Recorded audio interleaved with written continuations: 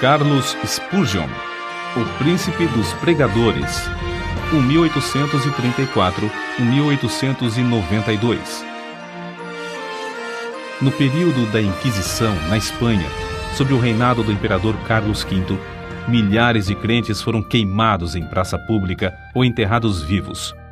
O filho de Carlos V, Filipe II, em 1567, levou a perseguição aos Países Baixos, declarando que, ainda que lhe custasse 1000 vezes a sua própria vida, limparia todo o seu domínio do protestantismo. Antes da sua morte, gabava-se de ter mandado ao carrasco pelo menos 18.000 hereges. Ao começar esse reinado de terror nos Países Baixos, muitos milhares de crentes fugiram para a Inglaterra. Entre os que escaparam do concílio de sangue, encontrava-se a família Spurgeon. Na Inglaterra, contudo, o povo de Deus não estava completamente livre da perseguição, passando a maior parte do tempo sentado, por se achar fraco demais para se deitar. Os bisavós de Carlos eram crentes fervorosos e criaram os filhos na admoestação do Senhor. Seu avô paterno, depois de quase 50 anos de pastorado no mesmo lugar, podia dizer: "Não passei nenhuma hora triste com a minha igreja depois que assumi o cargo de pastor." O pai de Carlos, Tiago Spurgeon, era o amado pastor de Stambourne. Carlos, quando ainda criança, interessava-se pela leitura de O Peregrino, pela história dos mártires e por diversas obras de teologia. É impossível calcular a influência dessas obras sobre a sua vida. O que era precoce nas coisas espirituais vê-se no acontecimento que passamos a relatar. Com apenas 5 anos de idade, Carlos percebeu profundamente o cuidado do avô com relação ao procedimento de um dos membros da igreja, mais conhecido como Velho Rhodes. Certo dia, encontrando Rhodes em companhia de outros fumando e bebendo cerveja, a criança dirigiu-se a ele dizendo: "Que fazes aqui, Elias?" O velho Rhodes, arrependido, contou então ao seu pastor como a princípio se irou com o pequeno Carlos, mas por fim sentiu-se quebrantado. Desde aquele dia, o velho Rhodes andou sempre perto do Salvador. Quando ainda em tenra idade, Carlos foi por Deus convencido do pecado. Durante alguns anos, sentia-se uma criatura sem esperança e sem conforto.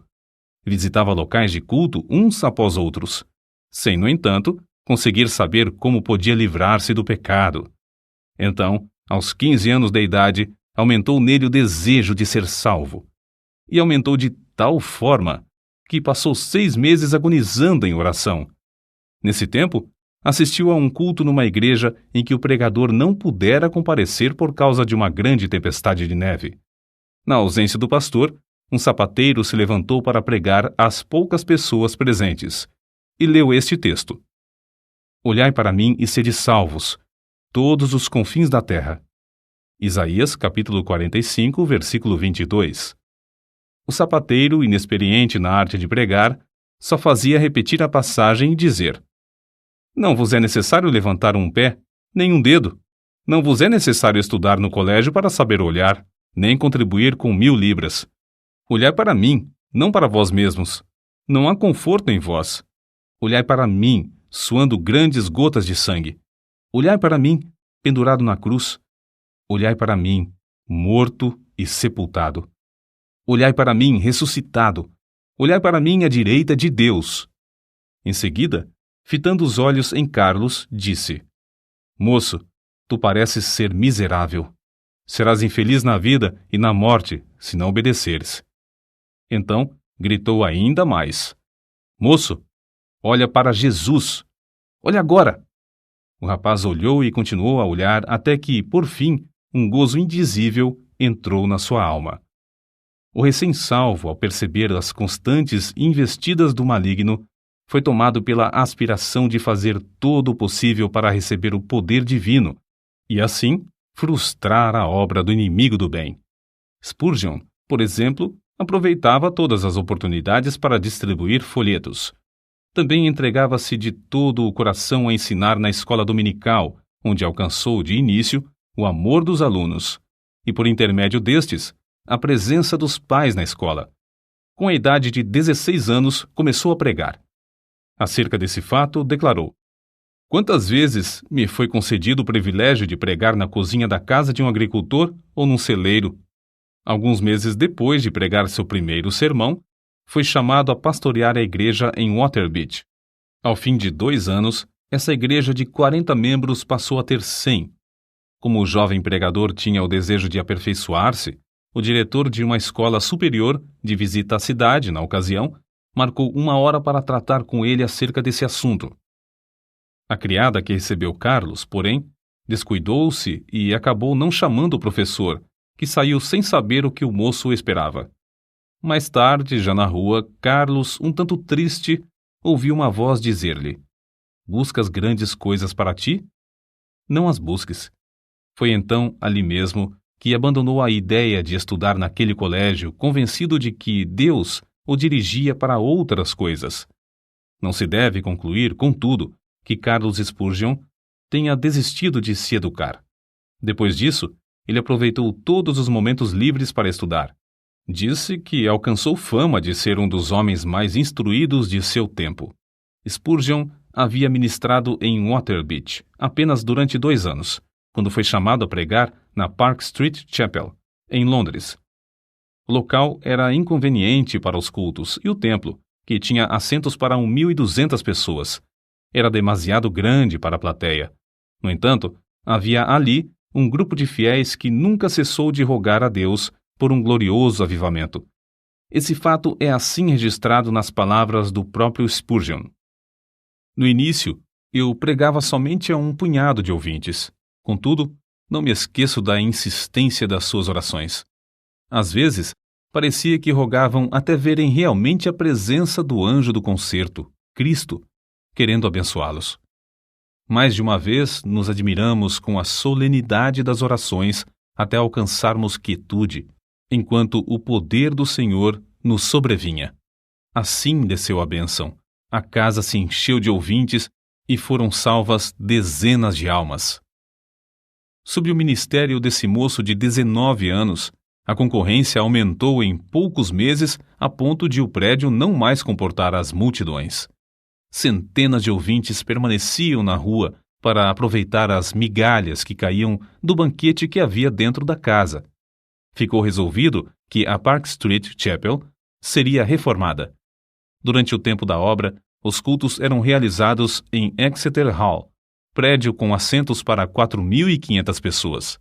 Ali, em menos de 2 meses, a assistência era tão numerosa que as ruas, durante os cultos, se tornavam intransitáveis. Quando voltaram para a Chapel, o problema, em vez de ter sido resolvido, ficou maior. 3.000 pessoas ocupavam o espaço preparado para 1.500. O dinheiro gasto, que alcançou uma elevada soma, fora desperdiçado. Tornou-se necessário voltar para o Exeter Hall, mas nem este auditório comportava mais o público presente. A igreja, então, tomou uma atitude espetacular. Alugou o Surrey Music Hall, o prédio mais amplo, imponente e magnífico de Londres, construído para diversões públicas. As notícias de que os cultos haviam passado do Exeter Hall para o Surrey Music Hall eletrificaram toda a cidade de Londres. O culto inaugural foi anunciado para a noite de 19 de outubro de 1856. Na tarde do dia marcado, milhares de pessoas para lá se dirigiram para achar assento. Quando por fim o culto começou, o prédio no qual cabiam 12.000 pessoas estava superlotado e havia mais 10.000 fora que não puderam entrar. No primeiro culto no Surrey Music Hall, notaram-se vestígios da perseguição que Spurgeon teria de encarar. Após a leitura das Escrituras, os inimigos da obra de Deus se levantaram, gritando: "Fogo! Fogo!" Apesar de todos os esforços de Spurgeon e de outros crentes, a grande massa de gente alvoroçou-se e movimentou-se em pânico, de tal modo que 7 pessoas morreram e 28 ficaram gravemente feridas. Depois que tudo serenou, acharam-se espalhados em toda a parte do prédio roupas de homens e senhoras, chapéus, mangas de vestidos, sapatos, pernas de calças, mangas e paletós, chales, etc. Objetos esses que as milhares de pessoas aflitas deixaram, na luta para escapar do prédio. Spurgeon comportou-se com a maior calma durante todo o tempo da indescritível catástrofe, mas depois passou dias prostrado, sofrendo em consequência do tremendo choque. As notícias sobre as trágicas ocorrências durante o primeiro culto no Surrey Music Hall concorreram para aumentar o interesse pelos cultos, em vez de prejudicarem a obra. De um dia para outro, Spurgeon, o herói do sul de Londres, tornou-se um vulto de projeção mundial. Aceitou convites para pregar em cidades da Inglaterra, Escócia, Irlanda, Gales, Holanda e França. Pregava ao ar livre e nos maiores edifícios, em média 8 a 12 vezes por semana. Nesse tempo, quando ainda moço, revelou como conseguia entender nas Escrituras os textos difíceis, isto é, simplesmente pedia a Deus: "Ó Senhor, mostra-me o sentido deste trecho." E acrescentou: "É maravilhoso como o texto, duro como a pederneira, emite faíscas quando batido com o aço da oração."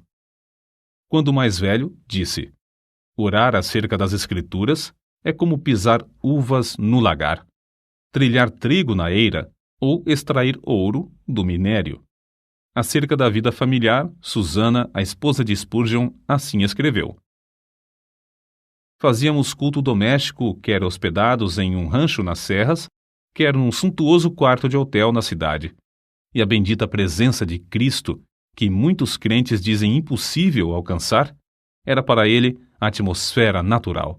Ele vivia e respirava nele. Antes de iniciar a construção do famoso templo em Londres, o Metropolitan Tabernacle, Spurgeon e alguns dos membros de sua igreja ajoelharam-se no terreno, entre as pilhas de materiais, e rogaram a Deus que não permitisse que trabalhador algum morresse ou ficasse ferido durante as obras. Deus respondeu maravilhosamente, não deixando acontecer qualquer acidente durante o tempo da construção do imponente edifício, que media 80 metros de comprimento, 28 de largura e 20 de altura. A igreja começou a edificar o tabernáculo com o alvo de liquidar todas as dívidas contraídas com a aquisição de materiais e pagar toda a mão de obra antes de findar a construção. Como de costume, pediram a Deus que os ajudasse a realizar esse desejo, e tudo foi pago antes do dia da inauguração. O Metropolitan Tabernacle foi acabado em março de 1861. Durante os 31 anos que se seguiram, uma média de 5.000 pessoas se congregava ali todos os domingos, pela manhã e à noite. De 3 em 3 meses, Spurgeon pedia aos que já haviam feito parte da assistência que se ausentassem. Eles o atendiam, mas mesmo assim, o tabernáculo era superlotado por outras pessoas das massas ainda não alcançadas pela mensagem. Durante certo período, pregou 300 vezes em 12 meses. O maior auditório do qual pregou foi no Crystal Palace, em Londres, em 7 de outubro de 1857. Havia exatamente 23.654 pessoas no auditório. Spurgeon esforçou-se tanto nessa ocasião, e o cansaço foi tal que, após o sermão da noite de quarta-feira, dormiu até a manhã de sexta-feira. Todavia, não se deve julgar que era somente no púlpito que a sua alma ardia pela salvação dos perdidos. Também se ocupava grandemente no evangelismo individual. Nesse sentido, citamos aqui o que certo crente disse a respeito dele. Tenho visto auditórios de 6.500 pessoas inteiramente levadas pelo fervor de Spurgeon, mas ao lado de uma criança moribunda que ele levava a Cristo, achei-o mais sublime do que quando dominava o interesse da multidão. Parece impossível que tal pregador tivesse tempo para escrever. Entretanto, os livros da sua autoria constituem uma biblioteca de 135 tomos. Até hoje, não há obra mais rica de joias espirituais do que A Tesouraria de Davi, 7 volumes sobre os Salmos, escritos por Spurgeon. Ele publicou tão grande número de sermões que, mesmo lendo um por dia, nem em 10 anos o leitor os poderia ler todos. Muitos foram traduzidos em várias línguas e publicados nos jornais do mundo inteiro. Ele mesmo escrevia grande parte da matéria para seu jornal A Espada e a Colher. Título este inspirado na história da construção dos muros de Jerusalém no tempo angustioso de Neemias. Além de pregar constantemente a grandes auditórios e de escrever tantos livros, esforçou-se em vários outros ramos de atividades. Inspirado pelo exemplo de George Mueller, fundou e dirigiu o orfanato de Stockwell. Pediam a Deus e recebiam o necessário para levantar prédio após prédio e alimentar centenas de crianças desamparadas. Reconhecendo a necessidade de instruir os jovens chamados por Deus a proclamar o Evangelho e, assim, alcançar muito maior número de perdidos, fundou e dirigiu o Colégio dos Pastores. Esse trabalho foi marcado pela mesma fé em Deus demonstrada na obra de cuidar dos órfãos. Impressionado com a vasta circulação de literatura viciosa, formou uma junta de vendagem de livros evangélicos. Dezenas de vendedores foram sustentados e milhares de discursos feitos, além de muitas toneladas de escrituras e outros livros terem sido vendidos de casa em casa. Acerca de tão estupendo êxito na vida de Spurgeon, convém notar o seguinte: nenhum dos seus antepassados alcançou fama. Sua voz podia pregar às maiores multidões, mas outros pregadores sem fama gozavam também da mesma voz. O príncipe dos pregadores era, antes de tudo, o príncipe de joelhos. Como Saulo de Tarso, também entrou no reino de Deus agonizando de joelhos. No caso de Spurgeon, essa angústia durou 6 meses. Depois, assim aconteceu com Saulo. A oração fervorosa virou um hábito na sua vida. Aqueles que assistiam aos cultos no grande Metropolitan Tabernacle diziam que as orações eram a parte mais sublime dos cultos. Quando alguém perguntava a Spurgeon a explicação do poder na sua pregação, o príncipe de joelhos apontava para a loja que ficava sob o salão do Metropolitan Tabernacle e dizia: na sala que está embaixo, há 300 crentes que sabem orar. Todas as vezes que prego, eles se reúnem ali para sustentar-me as mãos, orando e suplicando ininterruptamente. Na sala que está sob os nossos pés é que se encontra a explicação do ministério dessas bênçãos. Spurgeon costumava dirigir-se aos alunos no colégio dos pastores desta forma: permanecei na presença de Deus. Se o vosso fervor esfriar, não podereis orar bem no púlpito. Pior com a família, e ainda pior nos estudos, sozinhos. Se a alma se tornar magra, os ouvintes, sem saberem como ou porquê, acharão que vossas orações públicas têm pouco sabor. Ainda sobre a oração, sua esposa deu este testemunho: ele dava muita importância à meia hora de oração que passava com Deus antes de começar o culto. Certo crente também escreveu a esse respeito: sente-se durante a sua oração pública que ele é um homem de bastante força para levar nas mãos ungidas as orações de uma multidão. Isto é a ideia mais grandiosa de sacerdote entre Deus e os homens. Convicto do grande poder da oração, Spurgeon designou o mês de fevereiro de cada ano no grande tabernáculo para realizar a convenção anual e fazer súplicas por um avivamento na obra de Deus. Nessas ocasiões, passavam dias inteiros em jejum e oração que se tornava mais e mais fervorosa. Não só sentiam a gloriosa presença do Espírito Santo nesses cultos, mas era-lhes aumentado o poder com frutos abundantes. Na sua autobiografia consta que, desde o começo do seu ministério em Londres, pessoas gravemente enfermas foram curadas em resposta às suas orações. A vida de Spurgeon não era vida egoísta e de interesse próprio. Juntamente com sua esposa, fez os maiores sacrifícios para colocar livros espirituais nas mãos de um grande número de pregadores pobres, e ambos contribuíam constantemente para o sustento das viúvas e órfãos. Recebiam grandes somas de dinheiro, mas davam tudo para o progresso da obra de Deus. Não buscava fama, nem a honra de fundador de outra denominação, como muitos amigos esperavam. A sua pregação nunca foi feita para sua própria glória, porém, tinha como alvo levar os ouvintes a Deus através da mensagem da cruz. Considerava seus sermões como se fossem setas e dava todo o seu coração empregava toda a sua força espiritual em produzir cada um deles. Pregava confiando no poder do Espírito Santo, empregando o que Deus lhe concedera para, abre aspas, matar, fecha aspas, o maior número de ouvintes. Charles Haddon Spurgeon recebia o fogo do céu estudando a Bíblia, horas a fio, em comunhão com Deus. Cristo era o segredo do seu poder.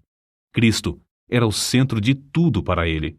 Sempre e unicamente Cristo. J.P. Freud disse: quando Spurgeon orava, parecia que Jesus estava em pé ao seu lado. As suas últimas palavras no leito de morte, dirigidas à sua esposa, foram: ó querida, tenho desfrutado um tempo muito glorioso com meu Senhor. Ela, ao ver, por fim, que seu marido passaria para o outro lado, caiu de joelhos e, com lágrimas, exclamou: ó bendito Senhor Jesus! Eu te agradeço o tesouro que me emprestaste no decurso destes anos. Agora, Senhor, dá-me força e direção durante todo o futuro. 6.000 pessoas assistiram ao culto do funeral. No caixão estava uma Bíblia aberta na passagem usada por Deus para convertê-lo. Olhai para mim e sede salvos, todos os confins da terra. O cortejo fúnebre passou entre centenas de milhares de pessoas postadas em pé nas calçadas. Os homens descobriam-se à passagem do cortejo e as mulheres choravam. O túmulo simples do célebre príncipe dos pregadores, no cemitério de Norwood, testifica a verdadeira grandeza da sua vida. Ali estão gravadas estas humildes palavras: aqui jaz o corpo de Charles Haddon Spurgeon, esperando o aparecimento do seu Senhor e Salvador, Jesus Cristo.